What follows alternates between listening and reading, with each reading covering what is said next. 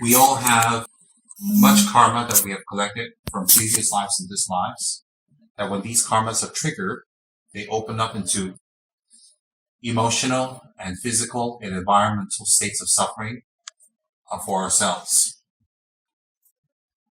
The best way to eliminate obstacles is the meditation on emptiness and to focus and to be single-pointed in this meditation. When we do meditation on emptiness, it is the most profound and powerful way to eliminate obstacles, obstructions, obscurations, and residual kleshas, K-L-E-S-E-A-S. By removing the causes of sufferings, which is karma, then we will not experience its fruits. Having said that, it's very difficult for many people to do such advanced practices such as meditation single-pointedly on emptiness.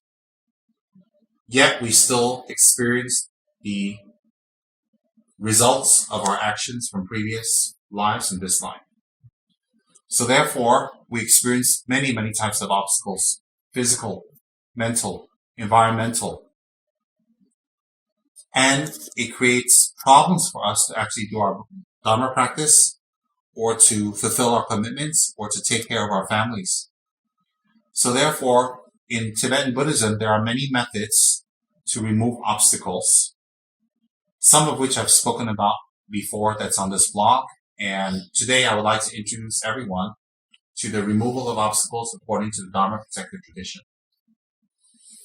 According to His Holiness Captain Chujang Dorje Shugden, it says that there are two types of protectors. One is enlightened and one is not enlightened or worldly.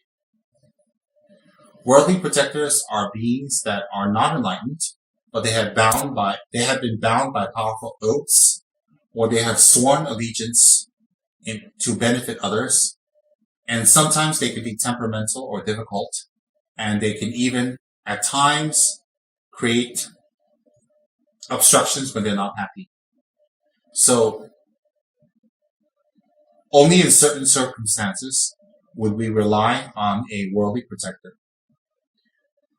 Extra-worldly protectors, or protectors that are enlightened, are beings who are manifestations of the higher bodhisattvas, or protectors themselves who have achieved enlightenment aeons ago. So within the enlightened class of protectors, you have two categories again. One is obviously showing their enlightened form, and the second subcategory is that they are in the form of a worldly protector, but their mind is enlightened. Dorje Shugden and Setrap fall into this category of protectors who appear as worldly protectors, but are actually fully enlightened. In the case of Setrap being the emanation of Amitabha, in the case of Dorje Shugden being the emanation of Manjushri. The reason why these beings appear in the form of a worldly protector is because they are karmically closer to us to be able to fulfill our wishes and to help us achieve our spiritual goals. So the analogy that I always like to give is, if you have two very close friends that are equally loving and caring and supportive of our actions, and you live in Japan, and your other friend lives in northern Japan, and the other one lives in, let's say, United States. If you became sick, or if you needed some help and you contacted both these friends, of course the one that's living in Japan, in the same country as you but farther away, would arrive quicker than a friend in America, although both of them would like to help you very much. So, the worldly protectors that are actually enlightened, such as Dorje Shugden, remain in samsara in order to benefit others, but appear in a worldly form, just like that friend in Japan, where they live in the same country as you, and therefore able to arrive to your assistance immediately, very quickly. So therefore, I'm introducing here some videos of my talk on Dorje Shugden in the past, a few years back. that you may listen to that will help you. Listen to the essence of it, listen to the teachings, and listen to the meaning behind it. You don't have to be worried about the technical parts. And then I'm offering you 2 retreat texts that are compiled by myself from traditional sources, but compiled in such a way that it will be easy for the modern, busy, if I may say, distracted practitioner to still accomplish some benefits through this Dharma Protector. You have a short retreat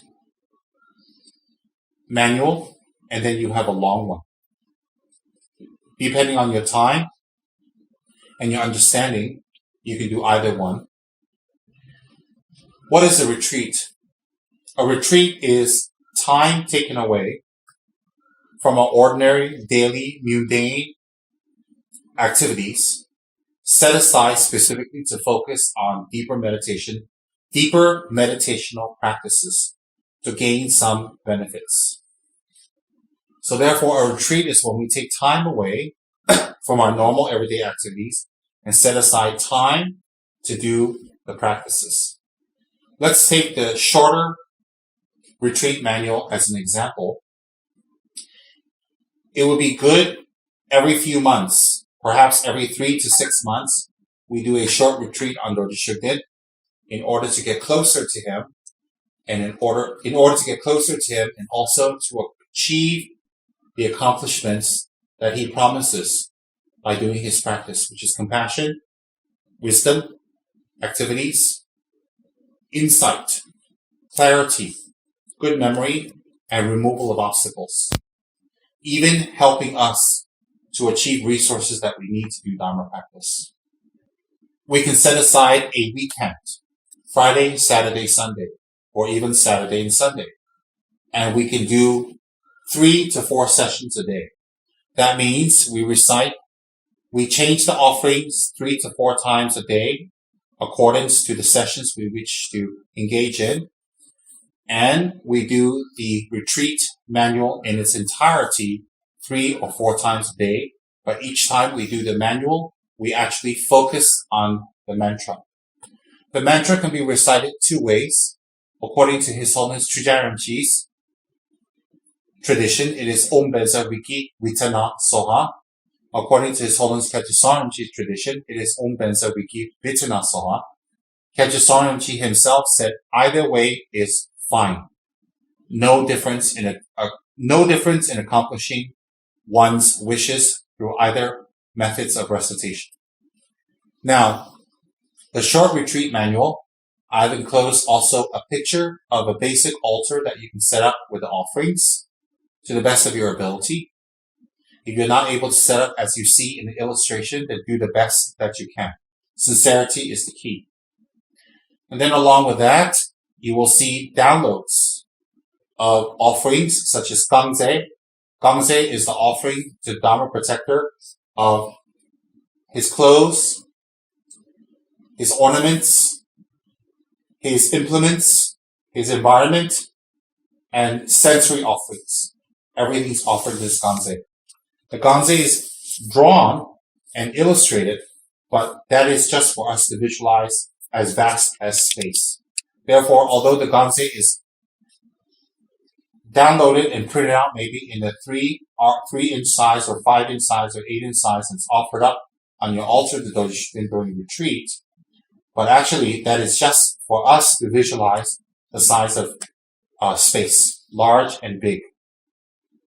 So, you do the best you can with the offerings. You set up the altar and offerings as best as you can, and then you proceed. You can do your retreat in your home. You can do it anywhere in your home. You can set up the altar anywhere. It is up to you. And you start by following the retreat manual as you see it. The most important part is recitation of the mantra. While you are reciting Dorje Shugden's mantra, it will be very good to visualize Dorje Shugden in front of you and golden lights coming from his body and entering your body. And within the golden lights are millions and millions and millions of forms. of Dorje Shugden's body, speech, and mind. The body is in the form of Dorje Shugden as you see it, but in mini form. The speech is in the form of the mantra coming down to you, Om Densa Viki Vichana Soha. And then the mind is the implements. Dorje Shugden's sword, Dorje Shugden's jewel heart, the mongoose, and the bowl of jewels. So that many millions and millions of implements falling into you and blessing you, that is Dorje Shugden's mind. So the body is represented by replicas of his body coming to ourselves. The speech is represented by the mantra. And the implements represents Dorje Shugden's Vajra, mind, coming and blessing us. So our body, speech, and mind becomes one and closer with Dorje Shugden's. Closer meaning more similar. In Tibetan Buddhism, when you merge with one's protected deity or yidam, it does not mean the deity and us become one. Two consciousnesses cannot become one, so that would be illogical. When in Tibetan Buddhism, when we say the deity becomes one with us or merges with us, it actually means that we start to take on the qualities of that deity, which is enlightened qualities or enlightened mind. Therefore, the merging of a deity with ourselves is not the merging of an enlightened consciousness with our unenlightened consciousness. The merging of a deity is that we are blessed by the deity to start seeing the faults of samsara, to see the sufferings of samsara, and the inherent impermanent nature and the projections that we have put upon samsara to fool ourselves into thinking that it is a pleasure growth, when in fact it is pure suffering. So therefore, the deity blesses us for us to see this. And when we see this, we develop renunciation. By seeing this, we develop renunciation, and we realize that we are not the only one in this predicament, that all of our loved ones, and the people around us, and the people we like, and the people we don't like, and in fact, every being in samsara, in this world, also is in the same predicament, and therefore we generate some sort of compassion for these beings, some sort of responsibility, some sort of concern. So bodhicitta arises in our mind.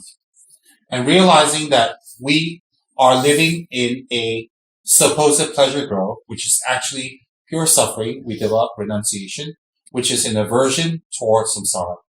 From that, we see everyone's in the same predicament, and we develop a compassion, a compassionate responsibility toward others, that we wish to become a fully enlightened being in order to benefit others and bring them out of suffering. So some sort of bodhi mind arises. From that bodhi mind, we realize that the ultimate view, which is non-dual, that has no delineations, which is a pure view of emptiness, is the only way out of samsara. We develop a deep respect and insight into shunyata, or emptiness. And therefore, in this meditation with Dorje Shugden, we gain the three principal paths of renunciation, bodhicitta, and correct view.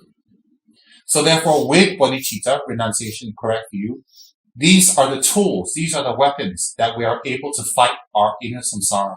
And with these three tools, replacing our delusions, replacing our negative illusions and projections, then we start to become one with the deity. How does that happen? When we take on the three principal paths as part of our being, when our mind starts to take on the qualities of the three principal paths, then these are the qualities of a Buddha or our protector or our deity or our yidam. Therefore, when our mind starts to take on these qualities, we are, in inverted commas, merging with the deity. In other words, we are taking on the qualities of the deity to become an enlightened being. So therefore, in Tibetan Buddhism, when you do retreats, you wish to get closer to the deity. You wish to merge with the deity. Now, when you say closer and merge, it has a connotation that the deity enters you and you become one with them. That is not possible. Why? We are separate consciousnesses. Two consciousnesses cannot become one. One is enlightened, one is not enlightened.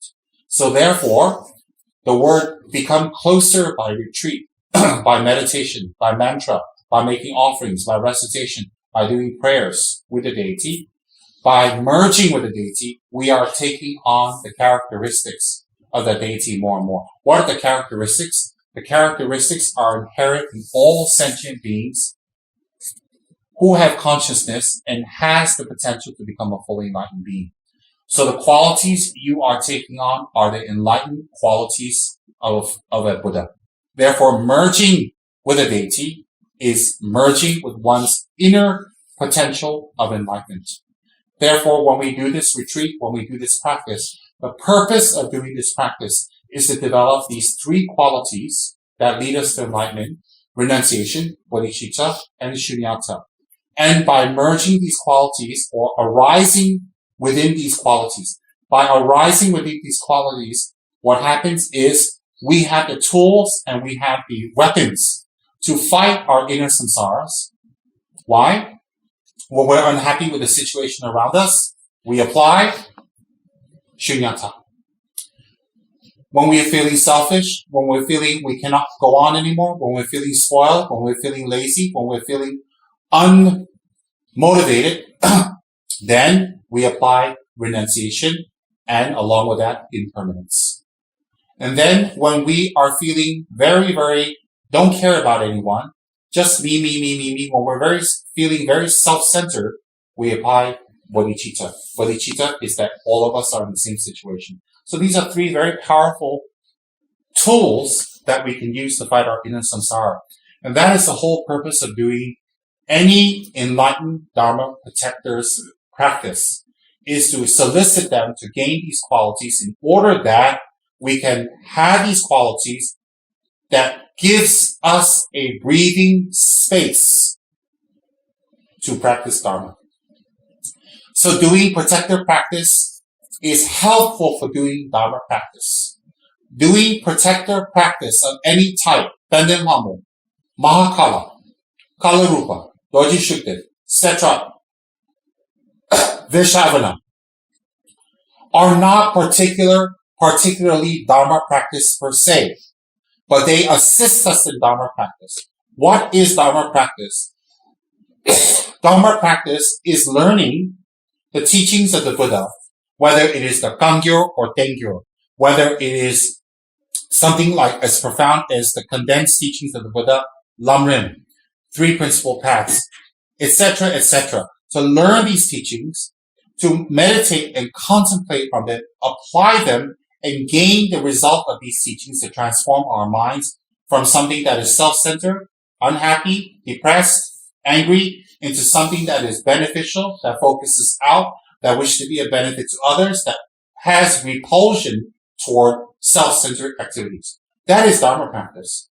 So when we do protector practice, we are actually actualizing the blessings of the protector to help us gain the tools, bless us on the path, and to help us even to gain resources in order to practice the actual Dharma.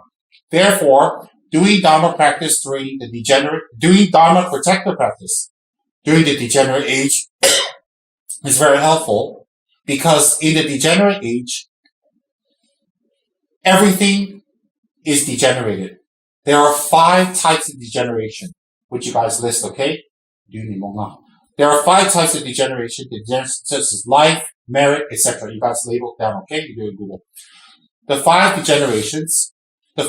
degenerations is according to environment and where we live. These 5 degenerations actually help and assist our negative karma to open up even more. For example, if you're walking over a smooth floor, the chances of you pricking your feet is almost nil.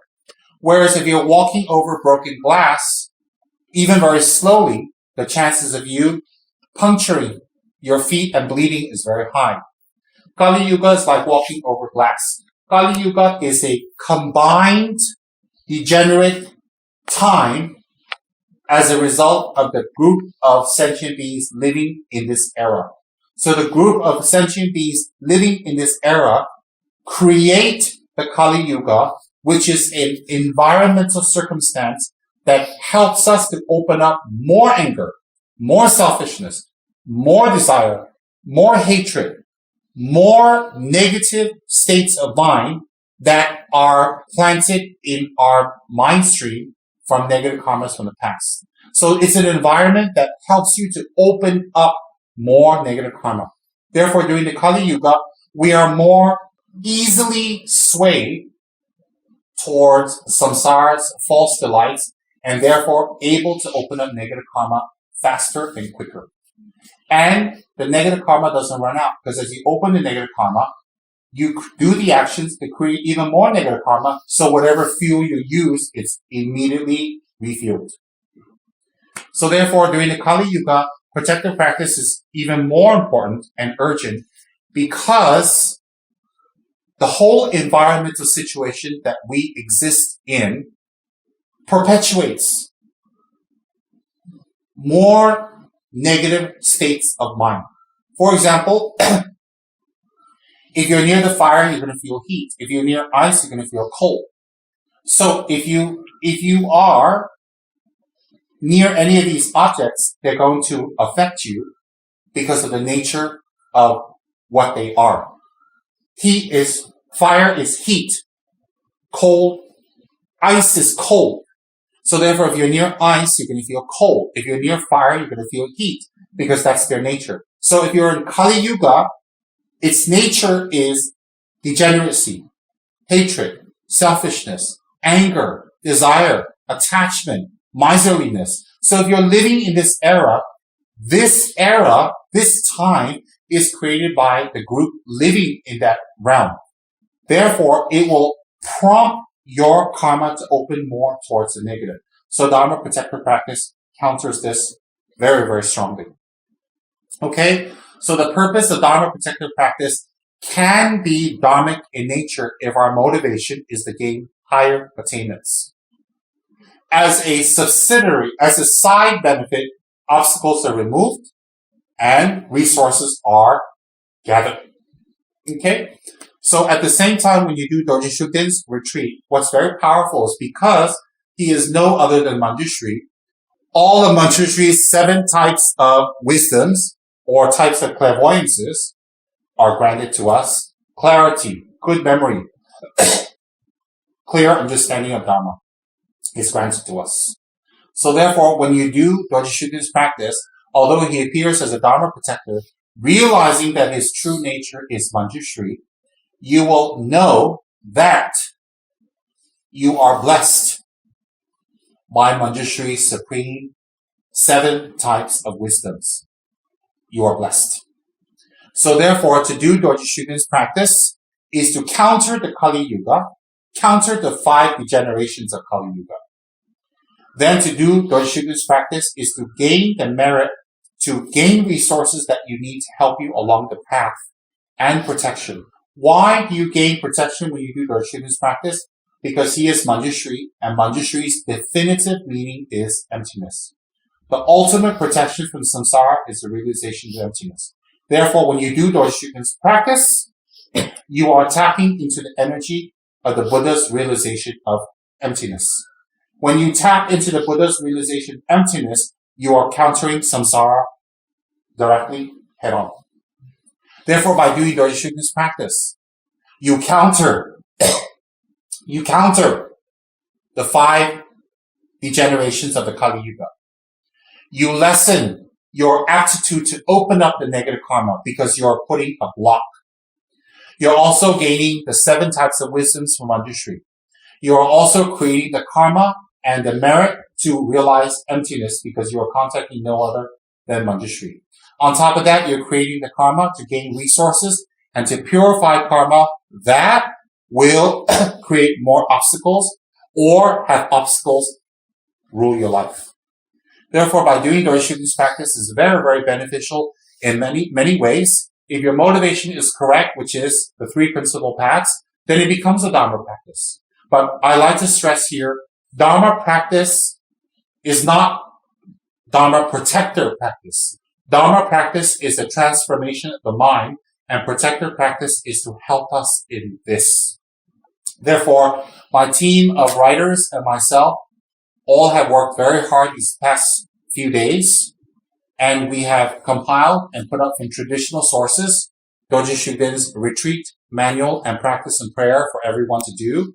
You can do the short one every single day as is, or you can do it on special weekends and special timings. Every few months, take a spiritual break. Take 1 day off, 2 days off, 3 days off, go someplace, or just in your home. Set aside time, set aside the offerings, prepare, and do a Dorje Shugden retreat according to the manual. And when you do a Dorje Shugden retreat, you can recite the short manual 2 or 3 times a day and focus on the mantra during each time you're doing it. Okay? So that means you recite the manual from beginning to end, but at the mantra part you do more and you collect.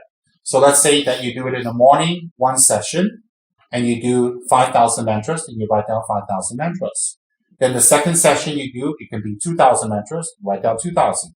Then the third session you can do 1,000 mantras, you write down 1,000. So at the end of the day, that day you have done 8,000 mantras. So every weekend you set a goal. You say, okay, this weekend I'm going to do 10,000 mantras. This weekend I'm going to do 20,000 mantras. Make your goal of mantra recitation small and simple so that you don't feel bogged down, you don't feel overwhelmed, you don't feel so tired. Because people who do their retreats in the beginning should do it less, but with good quality. So therefore, that can be like Friday or Friday evening. Then Saturday, you can do another 3 sessions. Sunday, you can do another 3 sessions, finish. If you're busy, you can do 1 or 2 sessions Friday, 1 or 2 sessions Saturday, maybe just 1 session on Sunday. How many sessions you do per day doesn't really matter, but traditionally in Tibet, we do 4 sessions per day. Although it is traditional, there's nothing traditional in this sadhana because it's been condensed. It's been highly condensed to suit the busy individual of today. So therefore, you can do this whole thing for a week. Try to finish a minimum of 100,000 mantras of Dorje Shugden per year. That means you can do several retreats throughout the year to finish 100,000. I repeat, you can do several retreats throughout the year to finish up to 100,000 and do a good dedication. The more you do, the more you benefit. It's up to the individual. After you are done with the items that you have offered, you can give it to the birds. You can clear it out in a clean place. Dorje Shugden is the emanation of Manjushri. Therefore, Dorje Shugden himself is labelless and has no labels. Who can practice Dorje Shugden?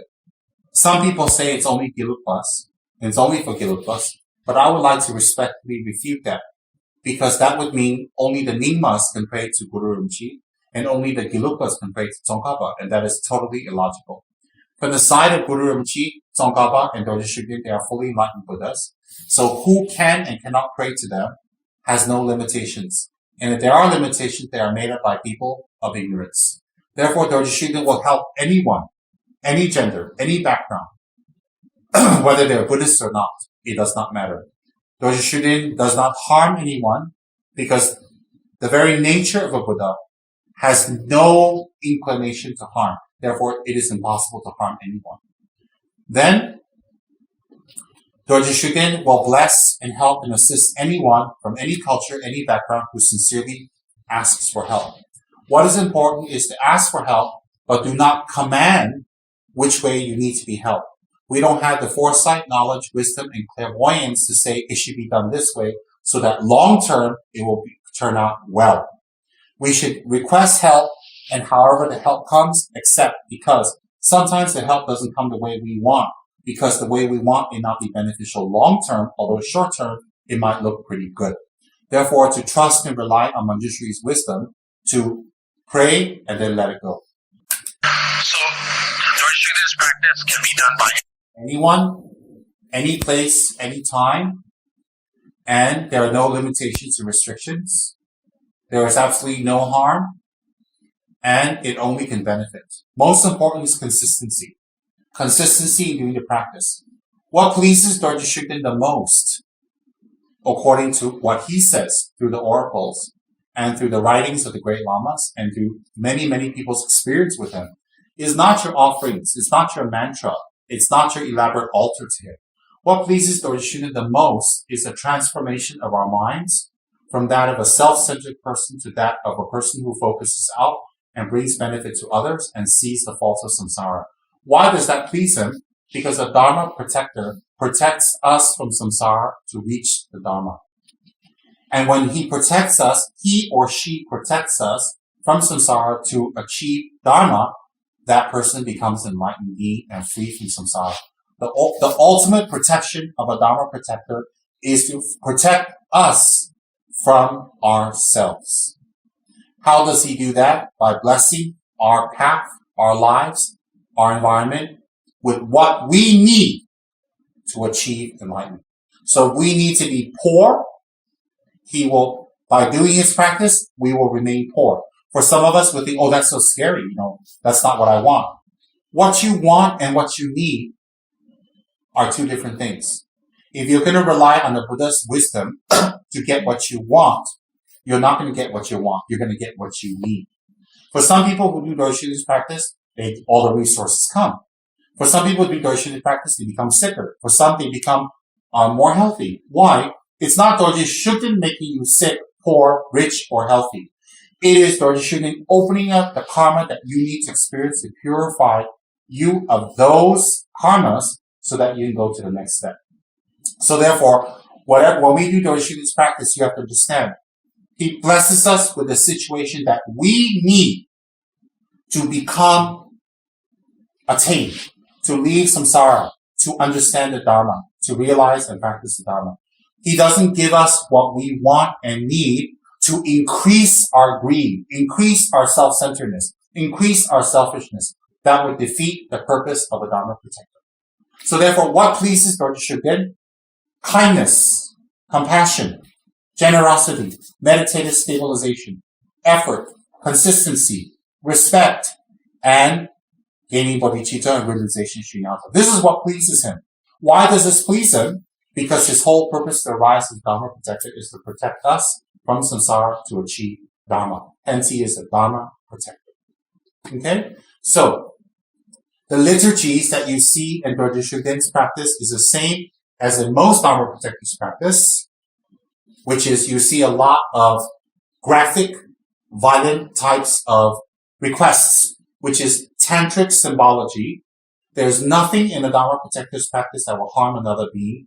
Again, it is impossible the Dharma Protectors of the enlightened nature can harm another sentient being because they have no karma to harm. They have no inclination to harm, hence they are enlightened. Therefore, the graphic nature of some of the prayers you see in the Dharma Protector practices, such as in Dorje Shugden, will seem very violent, but all the violence is directed symbolically to our inner ego and self-centeredness. So therefore, this protector practice, in short, has been compiled by myself from traditional sources. I have watered it down to a very simple form, to a very easy form, easy to follow. And there are lots of rituals and rites and meditations and recitations that I have deleted, not because I don't think you're qualified to do it, but because I don't think you'll have the time to do it. So therefore, you do not need initiation, you do not need permission or oral transmission to do the practice that I have here. I have provided for you to do at your convenience so that you can gain the protection of a great Dharma Protector such as Dorje Shugden. I wish everyone good luck in their Dharma practice, and in order to enter the practice of Dorje Shugden, make a good motivation to achieve the highest attainments to become a fully enlightened being. Whether you pray to Tsongkhapa, Buddha, God, Krishna, earth spirits, devas, fairies, gnomes, it does not matter.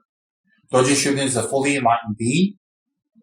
You can be who you are, as you are, and whatever religion you are in, whatever lineage or sect or practice you are in, and still contact Dorje Shugden.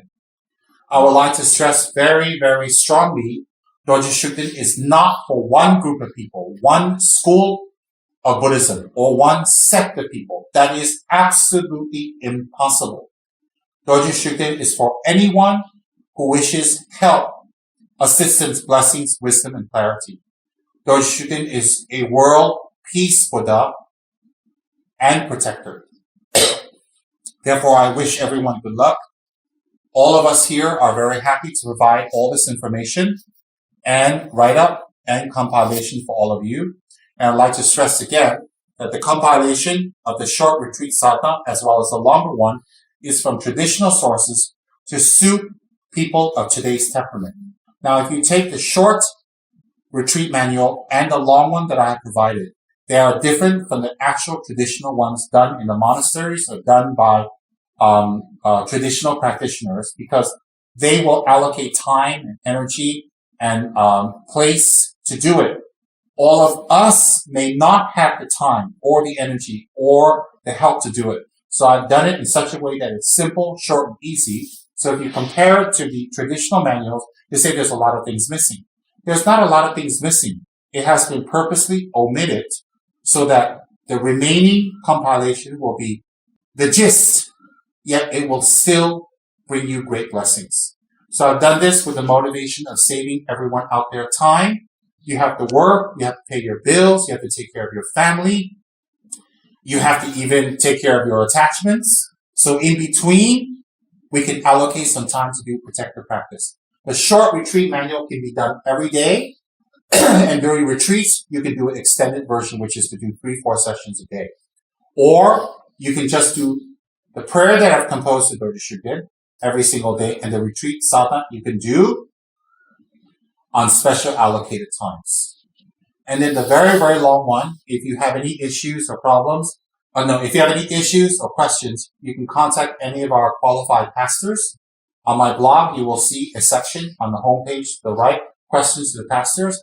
You may ask them. There are many qualified pastors and students who can explain more, who have done the longer retreats and who are well versed in the longer retreats for any questions. Okay? I wish everyone good luck. Sarva Mangalam.